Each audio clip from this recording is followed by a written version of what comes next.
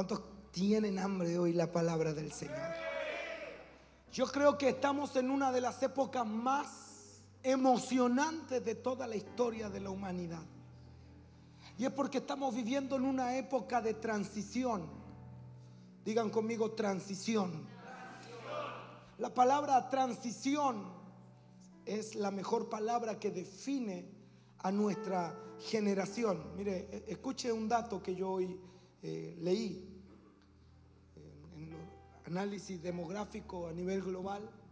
Una estadística dice que más del 60% de la población a nivel mundial tiene menos de 25 años. ¿Escuchó lo que le dije? Más del 60% de la población mundial tiene menos de 25 años.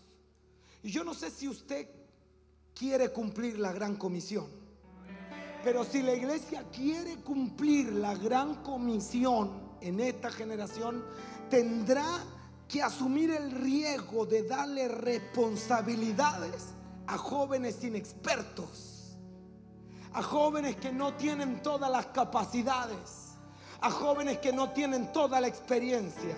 Mas yo creo que no habrá otra manera de llevar adelante la evangelización a nivel global y el discipulado de las naciones si no integramos a los jóvenes en esta tarea.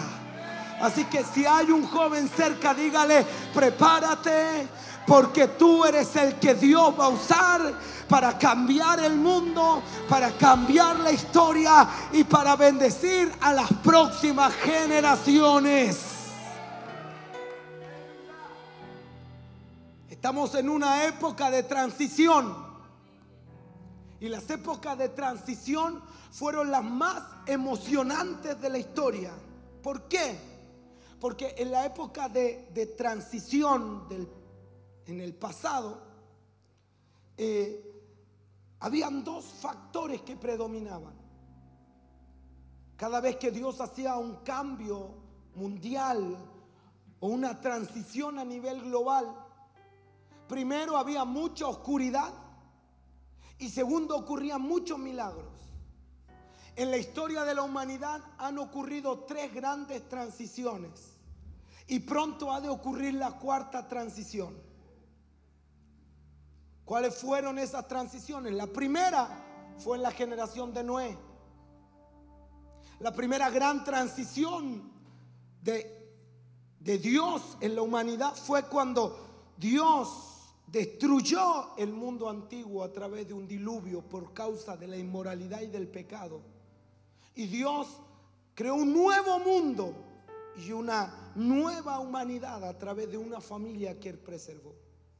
La segunda gran transición es cuando Dios libera a su pueblo de Israel de Egipto. Abre el Mar Rojo, le saca con brazo fuerte de la esclavitud, le enseña las leyes, y a través de esas leyes y a través de esas ordenanzas, Dios pretendía revelarse al mundo entero como el Dios de Israel, el Dios de una nación. Y esa fue la segunda transición. La tercera ocurrió en los evangelios y en el libro de los Hechos, que dejaron atrás el antiguo pacto para darle ahora la bienvenida a una nueva era, la era de la gracia, la época del Espíritu Santo, la época donde ya no gobierna una nación, sino que la iglesia. Y yo creo que estamos a días de que ocurra la cuarta y la última y gran transición, que es la transición en que la iglesia va a dejar este mundo. Aló. La iglesia va a dejar este mundo y Dios va a instaurar el reino eterno de nuestro Rey de Reyes y Señor de Señores a través de la iglesia. Y yo quiero que tú entiendas, en cada una de estas transiciones había gran oscuridad. En el tiempo de Noé, en el tiempo en que Israel estaba esclavo, previo a la venida de nuestro Señor Jesucristo, silencio por 400 años, no se oía la voz de Dios. Y todas las eras fueron marcadas por gran oscuridad, oposición, persecución. Fueron épocas de tinieblas, pero a la vez, en medio de esa gran tiniebla, Dios enviaba una gran manifestación de su poder y de su gloria. En los tiempos de Noé, Dios mostró milagros. ¿Cómo? Llamando a todos los animales de pareja que se metieran en el arca y enviando un gran diluvio que destruyó toda la tierra, menos un arca que fue hecha por un humilde hombre y su familia llamada Noé. En el tiempo de que Dios libera a Israel, había gran oscuridad, pero a la vez había gran demostración de poder. El mar se abría, maná caía del cielo, una columna los protegía de día y el fuego los cubría por la noche. Gran demostración de Dios y de su gloria sobre su pueblo. En el tiempo de los evangelios y de hecho demostraciones que sacudieron las ciudades. Y previo a la cuarta y gran transición, antes de que nuestro Señor Jesucristo venga por la iglesia, en medio de gran oscuridad, en medio de una gran y densa tiniebla, vamos a ver la manifestación del poder de Dios más extraordinario que haya ocurrido en la historia de la humanidad. Si alguien lo cree, tiene que decir amén. Mira a la persona que está a tu lado y dile: prepárate, porque estamos en la época más oscura y hostil, pero en donde Dios ha de manifestar la mayor gloria y la mayor unción que jamás haya contemplado la raza humana. ¿Usted lo cree? Por eso estoy emocionado, porque yo estoy creyendo que yo he de ver esa manifestación gloriosa. ¿Aló? Es muy probable que nuestra generación sea capaz de contemplar la última y gran transición de la iglesia. Y en medio de eso, yo creo que hay dos maneras de ver lo que Dios está haciendo. Y yo quiero hoy día compartirte algo que Dios ha puesto fuerte en mi corazón. Yo no lo he querido preparar como una serie, pero vive Dios que no me deja de hablar de esto, que es de la generación de Elías y de Eliseo. Partiendo él de allí, halló a Eliseo de Safat, hijo de Safat. Eliseo, hijo de Safat. Digan conmigo: Eliseo, hijo. Si hay una gran diferencia aquí entre Elías y Eliseo, es que de Elías no se sabe quién era el padre. La mentalidad que tenía Eliseo es que él tenía una mentalidad de hijo. La generación de los Elías vive en orfandad. Por eso, cuando a una Jezabel lo amenaza, se esconde y dice: solo yo he quedado. Ese es un pensamiento de orfandad, porque a él se le había revelado un Dios que hace descender fuego del cielo, pero en medio de la crisis se le olvidó que ese mismo Dios era su padre, porque su mentalidad era una mentalidad huérfana. Y yo quiero decirte que la mayoría de los que estamos aquí queremos ver manifestaciones como las que vio Elías, mas esta no será la generación de Elías.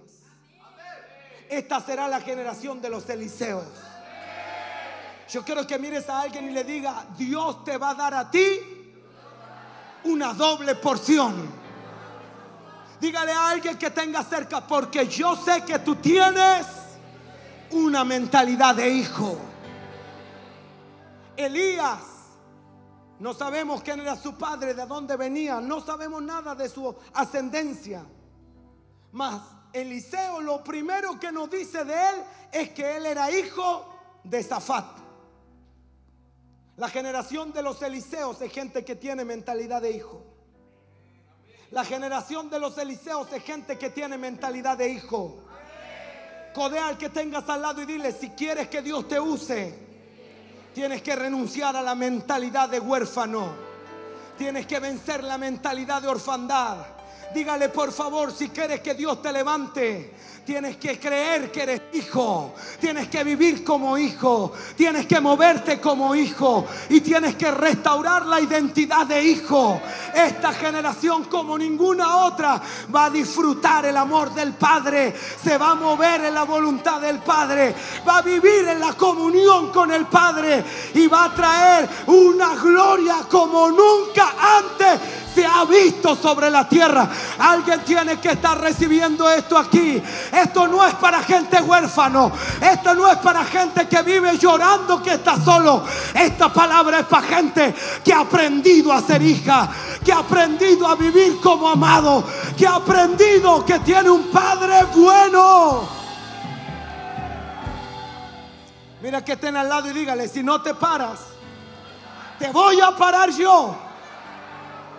Dígale: si no te mueves, te voy a pellizcar.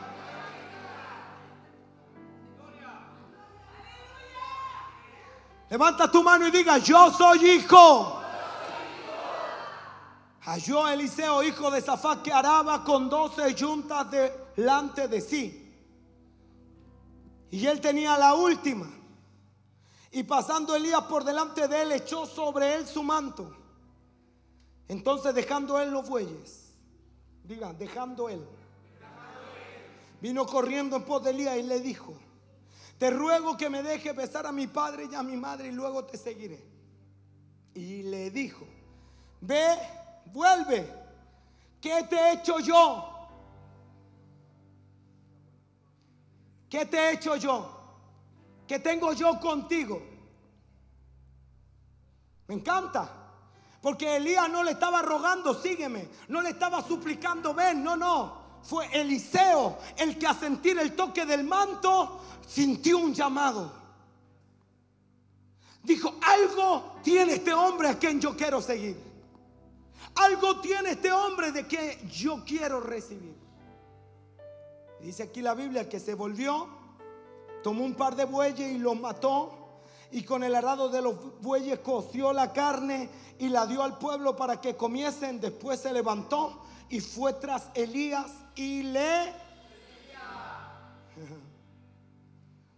Dígale a la gente que está a su lado: la gente que tiene mentalidad de hijo sabe servir. ¿Aló? Dios le habla a Elías en medio de la amenaza que tenía de Jezabel. Y Elías entiende que es tiempo de que hay una transición del manto, un traspaso del ministerio. Jezabel le había mandado un tweet, lo había publicado en su historia de Instagram: voy a deshacerme de Elías. Yo quiero decirte algo. ¿Quieres recibir algo profundo hoy? Jezabel odiaba a los profetas, pero ella quería ser una profeta. La gente que te persigue porque desea lo que tú tienes. La gente que te odia, la gente que te quiere ver muerto, no es porque deteste lo que tú tengas, sino porque ellos quieren tener eso que tú tienes. Jezabel perseguía a los profetas porque ella quería ser profeta. Hay gente que te persigue a ti por tu prosperidad, que te atacan que tú tienes una linda casa, que atacan que Dios te ha bendecido, no porque ellos no quieran ser bendecidos, no, es porque ellos quieren tener lo que tú tienes. Hay gente que ataca la unción que tú tienes, no porque odien la unción, sino porque ellos quisieran tener la unción que Dios te dio a ti. Porque finalmente quien te ataca quiere tener lo que tú tienes. Y Jezabel estaba obsesionada por los profetas y quería matar a los profetas y perseguía a los profetas porque ella quería ser una profeta. Por eso Satanás persigue a los hijos. ¿Por qué? Porque Satanás quiere ser hijo. Por eso los fariseos perseguían a Jesús, porque ellos querían tener autoridad como la que él tenía.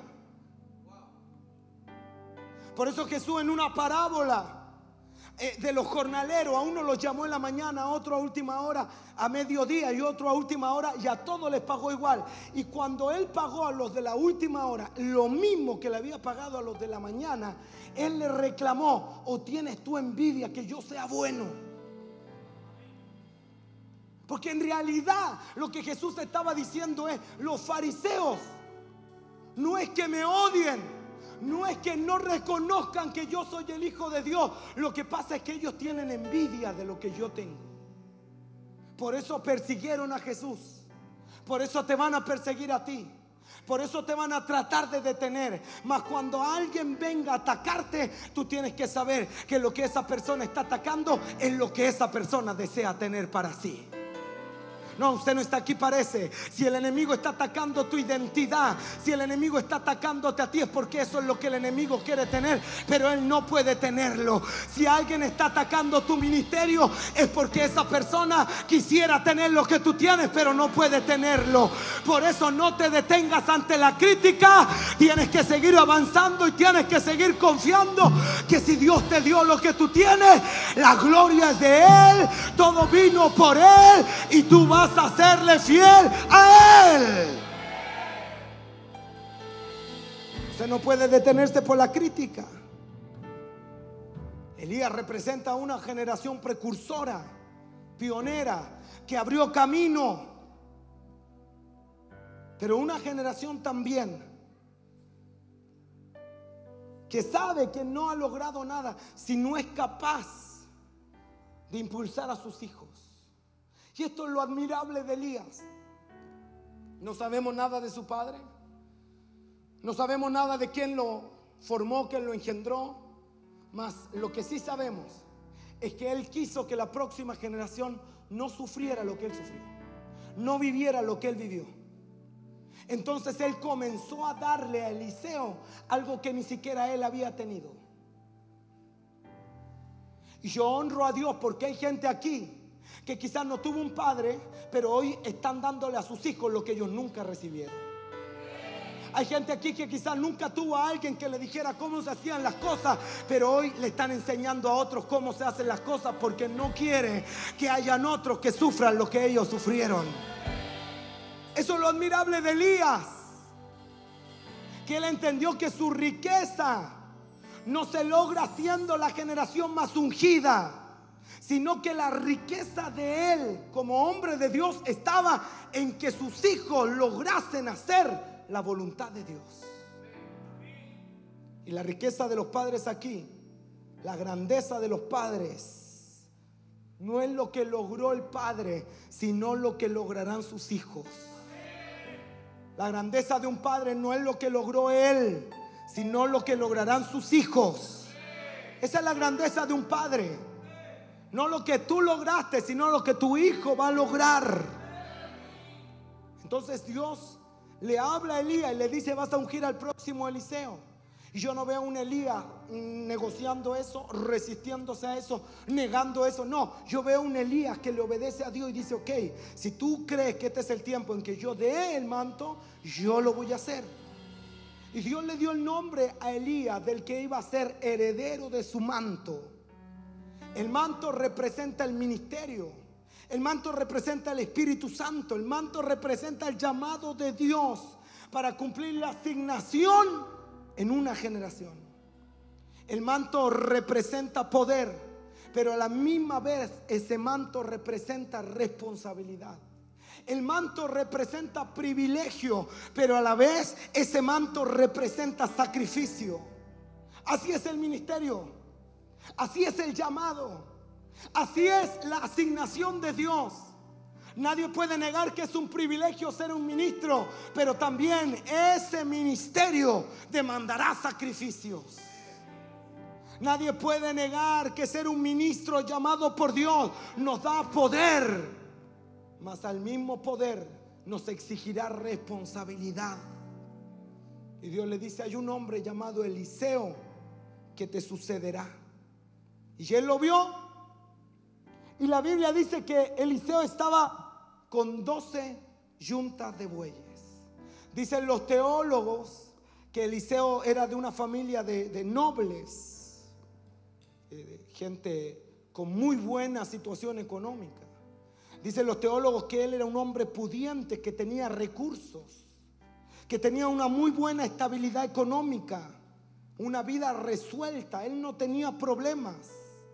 Y cuando Elías lo ve, la Biblia dice que toma su manto y le da un golpe.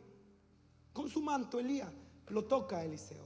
Le da una probadita de lo que significaba tener por unos segundos ese manto. Por unos segundos lanza ese manto sobre él y luego se lo quita. Y Eliseo es capaz de saborear por unos instantes lo que ese manto significaba. Eliseo por unos segundos tuvo el manto del hombre de Dios sobre sus hombros y es capaz de saborear la unción, la influencia, el poder. Pero a la vez yo imagino que Eliseo fue capaz de saborear el dolor, la demanda, el sacrificio que ese manto significaba. Ahora un hombre sin problemas está recibiendo un llamado, y el llamado que le está haciendo el hombre de Dios va a arruinarle la vida a Eliseo. Si el llamado de Dios no te arruina tu vida, entonces no hay llamado de Dios. ¿Escuchó bien lo que le estoy diciendo? Si el llamado de Dios no arruina tus planes, no arruina tus sueños, no arruina tus ideales, entonces no hubo llamado de Dios. Porque siempre que hay un llamado de Dios es totalmente opuesto a lo que tú siempre soñaste, es totalmente opuesto a lo que tú siempre quisiste. Pero nada te va a satisfacer más en la vida que responder al llamado divino. Nada te hará más feliz en la tierra que vivir bajo ese llamado divino. Nada te va a llenar de más satisfacción que caminar día tras día en el llamado que Dios te hizo. Te va a arruinar los sueños, te va a arruinar los planes, te va a alborotar la vida, pero gloria a Dios que Él nos llama y algo poderoso Él va a hacer con nosotros.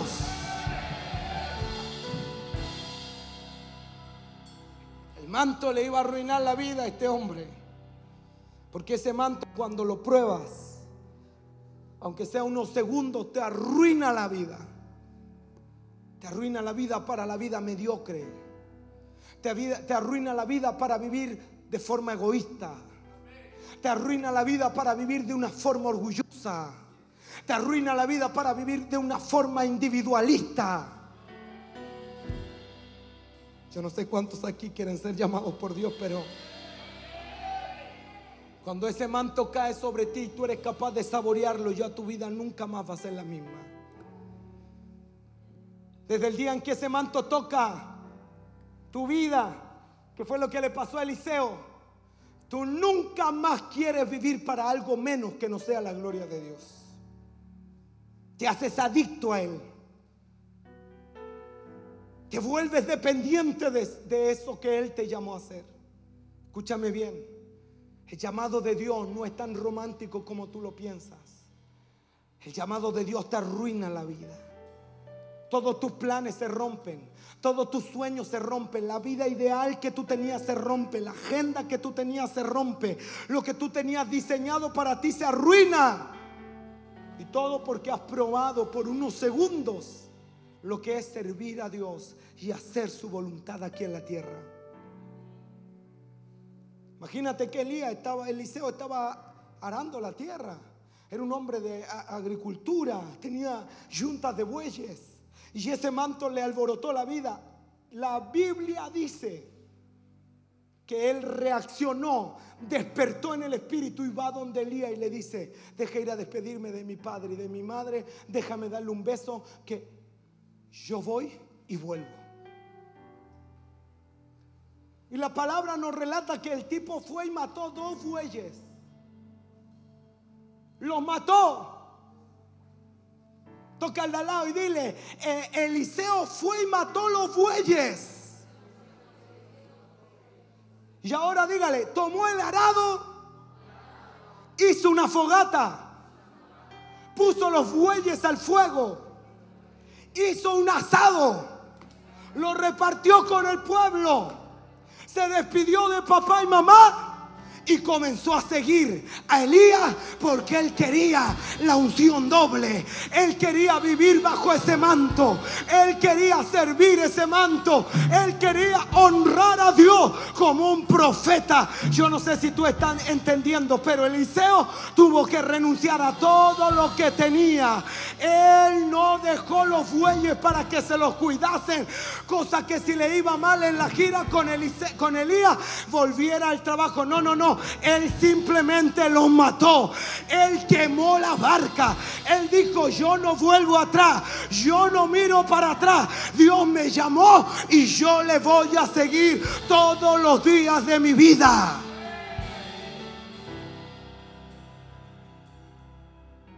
Ese día la vida de Eliseo cambió rotundamente.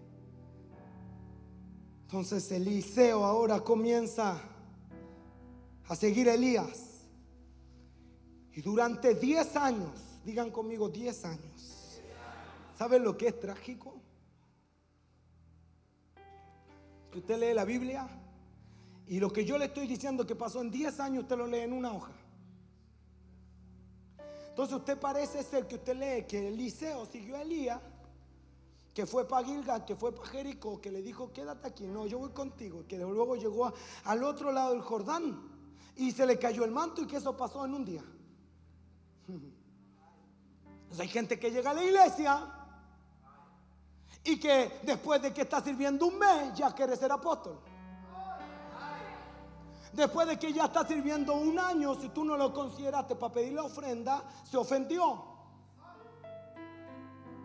Después de que lleva un año, tú no lo consideraste para algo y está triste. ¿Te imaginas Eliseo hubiera tenido esa mentalidad? Él vivió sirviendo a Elías por 10 años. Mira que está a tu lado y dile 10 años. Míralo y dile 10 años sirviendo como un buen segundo. Dígale 10 años forjando su carácter. 10 años a la sombra de otro. Diga 10 años sin un manto propio. Pero Eliseo sabía que la recompensa de su servicio por 10 años era recibir ese manto que Elías le iba a dar. Eliseo sabía que servir valía la pena. Eliseo sabía que no importaba lo que tuviera que pasar, lo que venía era mejor, lo que venía valía la pena, lo que venía le iba a curar, le iba a sanar, le iba a llenar de gozo. Yo no sé si hay alguien aquí que está entendiendo que servir a Dios vale la pena. Yo no sé qué fue lo que dejaste. Yo no sé qué fue lo que renunciaste. Yo no sé qué fue lo que tú dijiste. Voy a dejarlo aquí para seguir a alguien, para discipularme, para crecer. Mas yo vine a profetizarte. Nadie que no está dispuesto a servir puede convertirse en un profeta. Si hay alguien aquí que quiere ser profeta, primero tiene que aprender a ser un buen servidor. Si alguien aquí quiere ser un buen pastor, primero tiene que ser un buen servidor.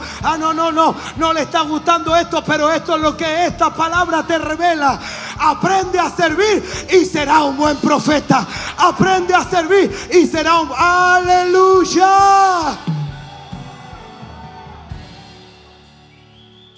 Mira que está a su lado y dígale, mucha gente está más preparada para ser profeta que para querer servir. Ay.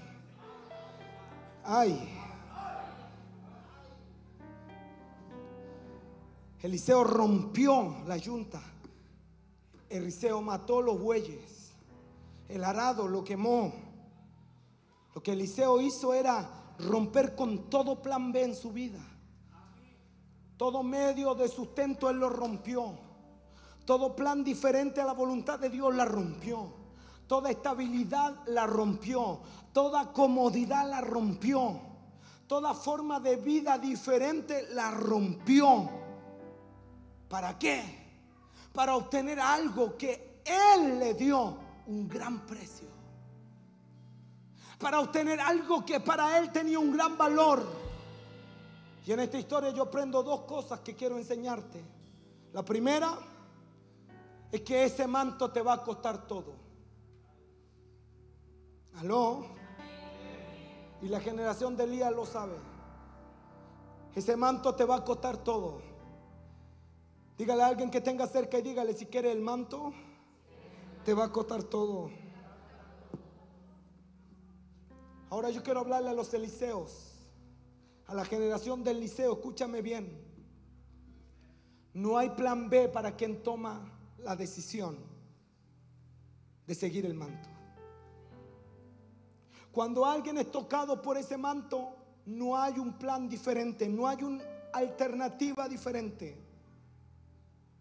Cuando tú decides seguir ese manto, no hay un plan de seguridad, no hay un seguro de vida, no hay un plan de estabilidad, no hay una jubilación asegurada. La vida se convierte en una vida peligrosa. Sí, la vida se convierte en una vida peligrosa, porque ese manto tiene un alto precio. Ese manto tiene un alto valor.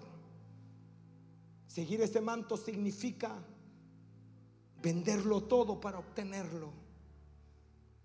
Cuando tú decides seguir ese manto demandará, ese llamado demandará vivir con una disponibilidad absoluta. Recibir el manto es obedecer a Dios en todo tiempo y a toda hora. Mire, tú necesitas entender que para salvarte, tú te acercas a Dios, entregas tus pecados y Dios te perdona. Pero si tú quieres ese manto, si tú quieres esa unción, tú te tienes que acercar a Dios y entregarle tus derechos. Para que Dios te salve, tú le entregas tus pecados. Y eso es fácil. Para que Dios te use, tú tienes que ser capaz de rendirle tus derechos. ¿Sabe por qué hay tanta gente que no rinde sus derechos? Porque duele. ¿Aló? Duele. Acá dice claramente que luego de que Eliseo se deshizo de los bueyes, del arado, se despidió de papá y de mamá, comenzó a servir a Elías. Servir a Jesús es fácil, porque Jesús es perfecto. Cualquiera que quisiera haber servido a Jesús, Jesús no se equivocaba, Jesús no tenía fallas. Sin embargo, no tomé algún pasaje de los evangelios y de los discípulos en su relación de Jesús, porque muchos de los que están aquí todavía no entienden que la responsabilidad de discipularte hoy no es de Jesús. Jesús hoy no te discipula. Jesús no te discipula. Porque cuando Jesús se fue, antes de irse con 500 oyentes, les dijo: les voy a decir por última vez lo que vine a hacer aquí. Yo vine a darles algo que ahora ustedes tendrán que dar. ¿Qué cosa? Id y haced discípulos a todas las naciones, enseñándoles que guarden todas las cosas que yo les he enseñado, bautizándoles en el nombre del Padre y del Hijo y del Espíritu Santo. Y aquí que yo estoy con vosotros todos los días hasta el fin del mundo. La tarea de discipular a la iglesia hoy no es de Jesús. Jesús le delegó esa tarea a la iglesia. No te disipula el Espíritu Santo, amigo. te disipula la iglesia. No te disipula Jesús, te disipula la iglesia. No te disipula un pastor, te disipula la iglesia. Por eso cuando yo quiero hablar de discipulado, puedo hablar de Jesús y de los 12. Pero muchos de ustedes dirían: pero yo feliz me disipula Jesús porque Él es perfecto. El problema está en cuando te disipula gente imperfecta, con debilidades, con fallas. Y porque Elías había descendido fuego del cielo, no lo hizo Dios. La Biblia en Santiago dice que Elías era un hombre sujeto a pasiones, como las tuyas y como las mías. La Biblia dice que Elías era un hombre imperfecto. Pero este hombre llamado Eliseo sirvió a un hombre imperfecto. Este hombre llamado Eliseo siguió a un hombre imperfecto. Este hombre llamado Eliseo fue capaz de reconocer algo de Dios en la vida de ese hombre imperfecto. ¿Qué es lo que te estoy tratando de decir con esto? Que hay gente aquí que cuando le hablamos de seguir, dice: no, yo no voy a seguir a un hombre, yo sigo a Jesús. Y yo quiero que tú anotes este principio en tu corazón. No seguimos a hombres, pero sí seguimos a Dios a través de hombres. Levanta tu mano al cielo y diga conmigo: no seguimos a hombres, pero sí seguimos a Dios a través de un hombre. Seguimos a Dios a través de una iglesia. Seguimos a Dios a través de hombres de Dios. Entonces, cuando le hablamos de discipulado a la gente, de seguir, de aprender, de buscar a un hombre de Dios para ser formado, la gente dice: no, yo voy a servir solo a Dios, yo voy a aprender solo de Dios, yo tengo mi relación solo con Dios, yo no necesito buscar a nadie. Nadie que quiere una doble porción puede tener este pensamiento. Por eso esta palabra no te viene a motivar, te viene a desanimar. Porque si tú quieres la doble unción, tú vas a tener que tener el corazón de Eliseo, que en primer lugar era un corazón de hijo. A él no le complicaba reconocer a Elías como padre porque él era un hijo. La gente huérfana es la gente que no quiere reconocer paternidad en nadie. La gente huérfana es la gente que se revela ante la responsabilidad espiritual de otro. La gente huérfana es la gente que no quiere jerarquía. La gente huérfana es la gente que no quiere estar debajo de nadie. Pero los que son hijos pueden decirle al hombre de Dios: Padre mío, carro de Israel y su gente de a caballo. Así fue como se despidió Eliseo de Elías. No le dijo Señor, no le dijo profeta, le dijo Padre. Este Eliseo había caminado 10 años con el hombre de Dios y había sido engendrado en su ministerio, formado en su carácter por ese hombre.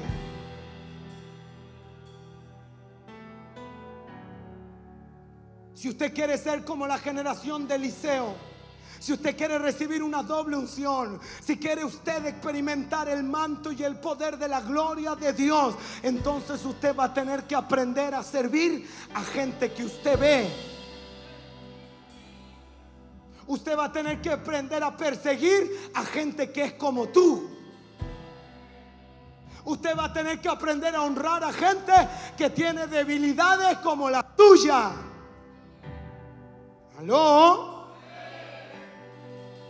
Por eso es que una de las características principales del discipulado, ¿sabe cuál es? La principal tarea del discipulado es revelar cuán orgulloso tú eres. Mira al que está a tu lado y dile: la principal tarea del discipulado es revelar cuán orgulloso eres. Dígale: Dios te pone al cuidado de alguien para que seas capaz de vencer el mayor obstáculo que tienes, tu orgullo. ¿Sabe qué es lo que te hace más parecido al diablo? El orgullo.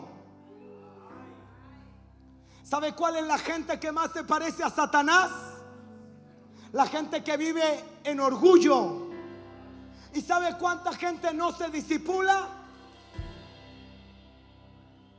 ¿Sabe cuánta gente no quiere recurrir a un líder? ¿Sabe cuánta gente no quiere abrir su corazón? La mayoría de los cristianos, la mayoría de la gente no quiere hacerlo. Y la realidad es que es por orgullo. Es el orgullo lo que te impide buscar un líder. Es el orgullo lo que te impide querer crecer. Es el orgullo lo que te impide mostrar tus debilidades. Es el orgullo lo que te impide pedir ayuda. Y es el orgullo lo que te hace más parecido a Lucifer. Por eso Jesús dijo: aprended de mí que soy manso y... Yo no entiendo cómo Jesús, siendo inmortal, quiso ser cuidado por una María y un José mortales. El creador de José y de María fue cuidado por María y por José. El creador cuidado por la creación. ¿Sabe cómo se llama eso?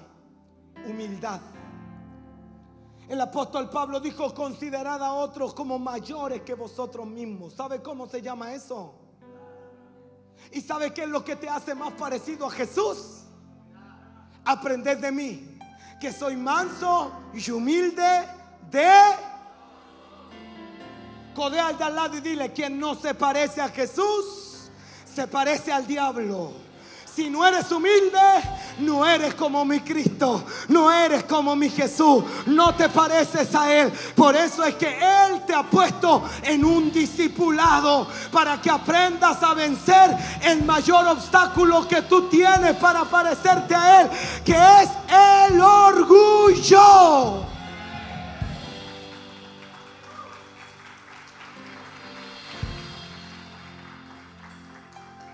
Hoy día la gente dice: este no puede ser pastor porque se pone un aro. Este no puede ser pastor porque tiene un tatuaje. Este no puede ser pastor porque... Y hoy día tenemos un montón de requisitos para ver quién puede ser pastor y quién no, que son verdaderas tonteras. Porque no hay ningún test para pastores que mida cuán orgulloso es ese hombre.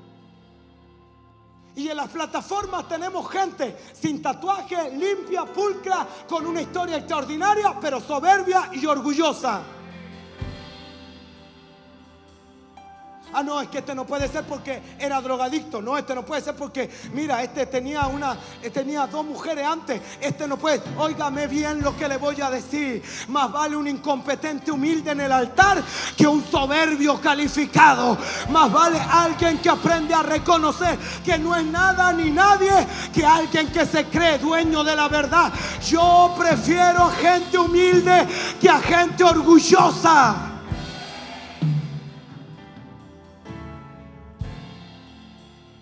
El discipulado es eso. Y Eliseo tuvo que aprender a depender de otro. El Eliseo con empresa, el Eliseo con dinero, el Eliseo con prosperidad, el Eliseo con yunta de bueyes, el Eliseo de la nobleza, el Eliseo poderoso tuvo que aprender a servir a otro. ¿Aló? ¿Y por qué? Romanos 8:29. Porque a los que antes conoció, también los predestinó para que fuesen hechos conformes a la imagen de su Hijo, para que Él sea el primogénito entre muchos. Levanta tu mano al cielo y diga: yo tengo que ser hecho conforme a la imagen de Jesús. ¿Cuál es la realidad? Dios te creó a su imagen. Digan conmigo: Dios me creó a su imagen. Dígalo fuerte: Dios me creó a su imagen. Pero el pecado borró la imagen de Dios. El mundo te discipuló y borró la imagen de Dios. La religión borró la imagen de Dios. ¿Se acuerdan cuando a Jesús le preguntaron si había que pagar impuestos? ¿Qué dijo Jesús? No, él dijo: deme una moneda. Y cuando vio la moneda había una cara ahí, la cara de César. ¿Y qué dijo él? Dad a César y a Dios lo que es de. ¿Qué es lo que Jesús estaba diciendo? Tú le perteneces a quien, según la imagen que tú tengas. Si tú tienes la imagen de César, tú le perteneces a César. Si tú tienes la imagen de Dios, tú le perteneces a Dios. Y esto es tremendo, porque lo que Jesús entonces nos está diciendo es que si no hemos sido hechos a la imagen de Jesús, por más que cantemos, gritemos, hablamos en lengua, profeticemos y saltemos, no somos de Él. Porque somos completamente de Él a la medida en que su imagen es formada en nosotros. Si tú tienes formada la imagen del diablo, ¿de quién eres? Si tú tienes formada la imagen del orgullo, ¿de quién eres? Si tú tienes formada la imagen de la soberbia, ¿de quién eres?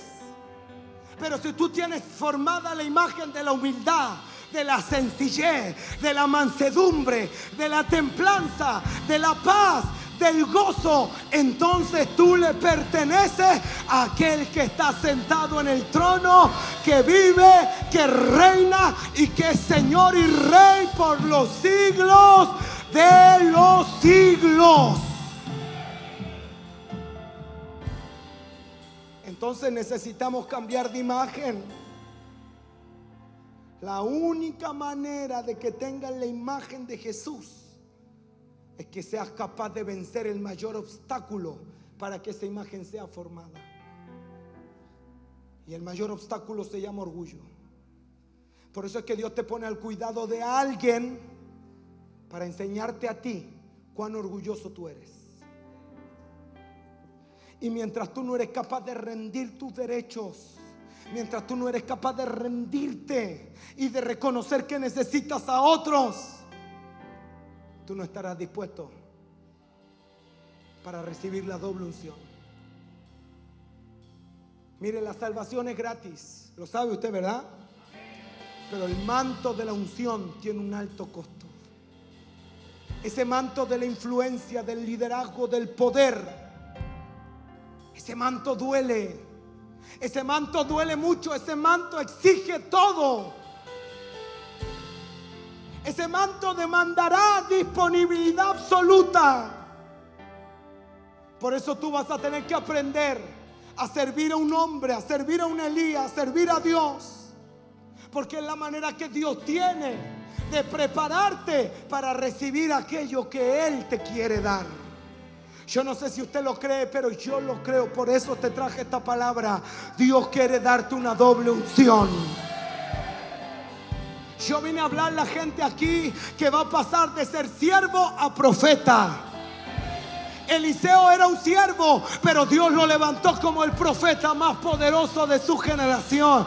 Y yo vine a decirle a gente aquí: hoy tú estás sirviendo, hoy nadie te conoce, hoy tú sabes de trapear pisos, de repartir folletos, de preparar las mesas, de limpiar baños, pero la gente que Dios mira en el servicio, Dios la está proyectando para ser profeta, Dios la está proyectando para ser ministro, Dios la está proyectando para ser evangelista. Yo quiero que profetice a alguien y le diga: Dios no unge gente que no sirve, Dios unge a gente que está sirviendo.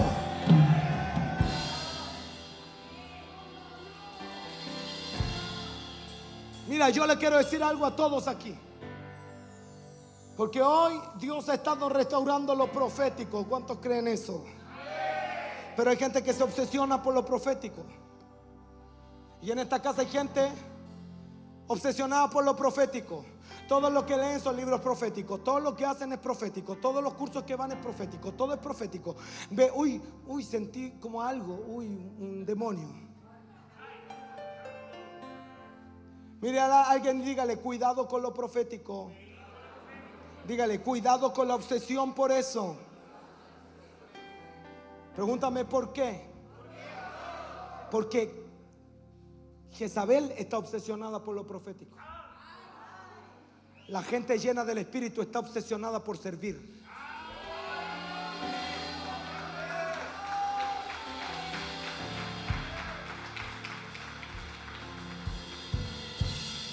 Está lleno del Espíritu. Usted no anda pensando en que un ángel, una pluma, que no, usted anda pensando cómo sirvo, cómo ayudo, cómo colaboro, cómo contribuyo, cómo lavo los pies de otro, cómo pongo la mesa, cómo le doy a esta generación la oportunidad de conocer a Dios. Pero la Jezabel anda pensando en los profetas, anda todo el día hablando de profecía, anda todo el día hablando de cómo poder tener algo profético. Yo no quiero gente obsesionada con lo profético. Yo quiero gente que tenga su corazón para servir, porque todo aquel que sirve puede ser confiable para una palabra, puede ser confiable para un ministerio. Todo aquel que sirve puede ser confiable para ser puesto en cualquier plataforma, con tal de que Dios sea exaltado. ¿Aló? Ayúdame y dile a alguien: quien sirve no se preocupa cuándo o cómo Dios lo va a levantar, pero de que Dios lo hará, Dios lo hará. ¿Usted lo cree? El manto tiene un precio, y el precio es servir. El precio es renuncia. El precio es morir. Yo dije, el manto tiene un precio. Seguir ese manto es considerar que nada en la vida vale más la pena que ese manto. Por eso yo te pregunto, ¿acaso los pioneros del evangelio en Chile no tenían derecho a reputación? Los juzgaron, los persiguieron. Eran los canutos, discriminados, avergonzados. Les tiraban pichí en la calle cuando evangelizaban, cuando predicaban. No tenían derecho a reputación. Sí la tenían, pero la vendieron, la rindieron, renunciaron a su reputación para recibir algo mayor. Yo te pregunto, la gente que traficaba Biblia en los países comunistas, ¿no tenían derecho a vacaciones? ¿No tenían derecho a irse a un hotel con su familia sin el temor de que entrara la policía y los metieran presos? Sí, tenían derecho a vivir un descanso, tenían derecho a vacaciones, pero las dejaron, las renunciaron, abandonaron eso porque rindieron sus derechos para Dios. Mire, es más fácil traerle a Dios y rendirle los pecados que rendirle sus derechos. Es más fácil traerle a Dios nuestras cargas que tomar su carga y vivir nosotros con ella.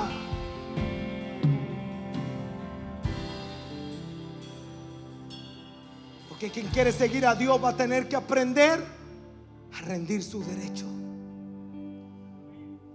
¿O acaso no tenían derecho los pioneros del evangelio en Chile, que abrieron iglesias en los diferentes pueblos de nuestro país? ¿No tenían derecho a tener una casa, a construirse un chalet, a comprarse una segunda casa en una playa por ahí? Sí tenían derecho, pero renunciaron a ese derecho, lo vendieron con tal de construir una iglesia para Dios, con tal de levantar un ministerio para Dios. Porque quien quiere el manto está dispuesto a renunciar a todo, porque ese manto tiene un valor alto. Ese manto tiene un alto precio.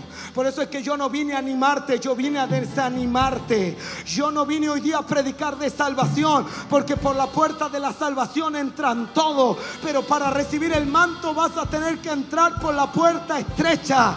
Vas a tener que tener disponibilidad absoluta. Y muchas veces ese manto te va a arruinar la vida. Yo tomé un día ese manto y me arruinó la vida. Tantas veces me arruinó la vida. Yo veía que mis amigos podía faltar a la iglesia, ir al cine, a jugar a la pelota.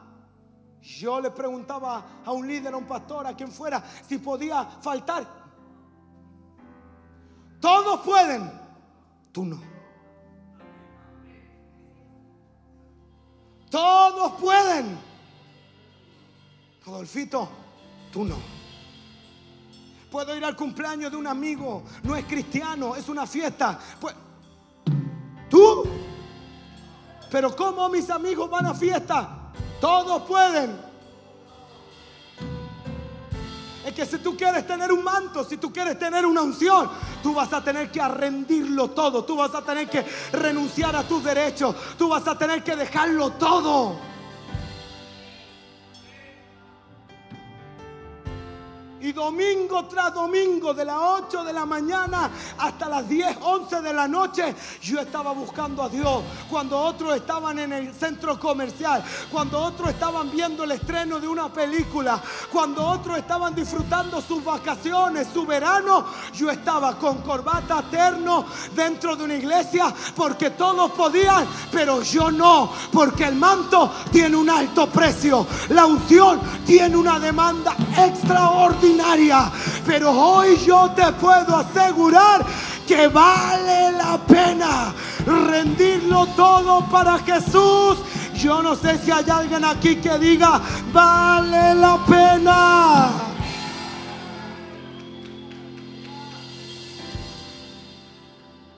Lo segundo, con esto termino. Ponte de pie. Lo primero es que este manto tiene un costo total.